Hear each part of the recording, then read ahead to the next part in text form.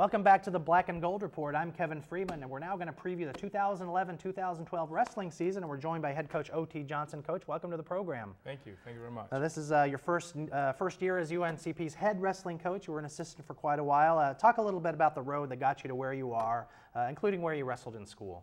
Well, I grew up in Winston-Salem, North Carolina, by way of Liberia, West Africa, which is where I fell in love with the sport of wrestling.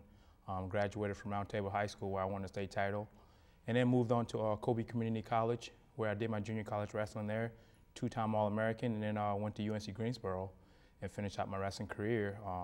Helped out there for a year, where and I fell in love with the coaching profession, and decided that's something I wanted to do. So I started looking for places that I could fit in, where I was away from my friends, so I can be a little bit more serious about coaching, and that's what led me to UNC Pembroke. Oh, fantastic. Well, you take over a program that was really ticking upwards under previous coach Jamie Gibbs, and in fact, you started the season ranked 18 in the national polls this year. How are you hoping to continue that trend and improve upon the trend of national rankings, All-Americans? We've got a pretty good track record in the last few years. How do you want to keep pushing that forward? Absolutely, absolutely. Definitely 18th ranking. I think that's great to always be able to come in the season, with notoriety from your peers, thinking that, you guys have a good enough program to get in the rankings. We do have a guy right now, Mike Williams, our returning All-American junior, who's ranked third in the nation at his previous weight class. And we do have a couple other guys, and Shane Nolan, who's a returning national qualifier for a couple of years back, Brendan Parker-Riss, who's a national qualifier at 49 last year and moving up to 57, and Shaheem Brown, who was a regional placer and senior that's looking to do some big things this year. And we have a transfer from UNC Greensboro, and Daniel Owenby, which are all guys we're looking definitely make a splash this year for us. Well, with that being said, let's jump right in and talk about this year's squad. And probably the easiest way for me to do it is to go through each of the weight classes, and you can tell us who the fans can expect to be wearing the singlets this year for the black and gold. Let's start with the lightest weight class, 125. Who we got there? Well, at 125, we have four guys: Dylan Bernier, Sean Topper, Adonis Wright, and James Baker.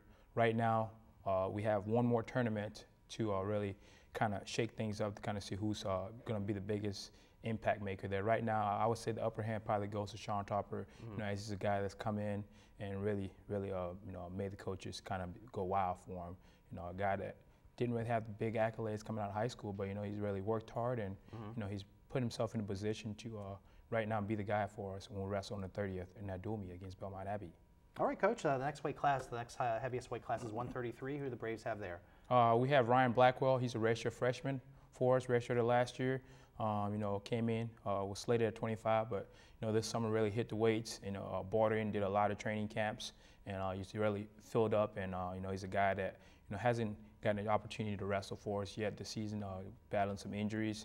But he's definitely a guy that's bought in, and he's a guy that we feel is going to be a big impact for this year at 33. Okay, how about 141? 41, we have three new guys there, but two guys right now that have had some, season competition in Daniel Owenby, who I was talking about earlier, and Nathaniel Torrance and Hunter Hefner, who's right now has a knee injury. But right now we're looking at Daniel Owenby to be the guy for us, as Nathaniel may be taking the red shirt for us. Okay, and the next weight class is 149. 49, we have a big group there. We have Kelvin Dixon, Christoph Thomas, Basora Basisakam, Reggie Allen, and Kurt Jones, who's a guy that's been in the program before and is back to one, be a leader, and two, try to make a splash to finish up his college career. Okay, so, well, how about 157? 57, we have Brendan Parker there. He moved up from 49 last year. He's a guy that we're trying to get down, slowly to the weight class to be, one, strong and healthy, and two, just knowing that it's a long season. You want to try to make sure you keep your horses, going through the right way. And 165 is Mike's weight class. Yeah, that's Mike's weight class. It just happens that right now Mike's the only one that's going to be battling for that weight class, and so you want to try to keep him fresh and make sure he's getting through the whole season, as healthy as he can be, with not having very many backups there. Right. 174 is the next one up. 74, we have Chris Foy. He's a sophomore for us. We have